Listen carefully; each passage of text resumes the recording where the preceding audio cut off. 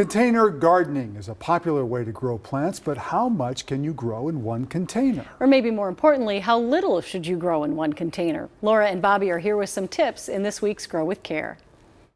Not everyone has space for a traditional garden, but even if you live in a condo or an apartment like Bobby, you can still grow your own food. Right, but one of the most important things to do is choosing the size of your container for the plants that you're planting. Smaller containers like this deck box or window box, you can plant lettuce and you also can plant radishes.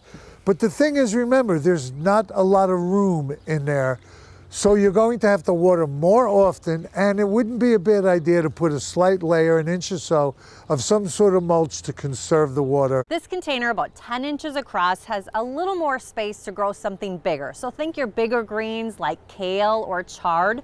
Also good for a small pepper plant or beans or peas. Now, if you want to plant bigger plants like a tomato plant, melons, cucumbers, anything that needs a big root system, this is a 15-gallon pot, and this would be the minimum that I would use. It needs a big root system, and it's got to hold water. So this is the smallest size that you can use for a tomato plant, one cucumber plant, just one.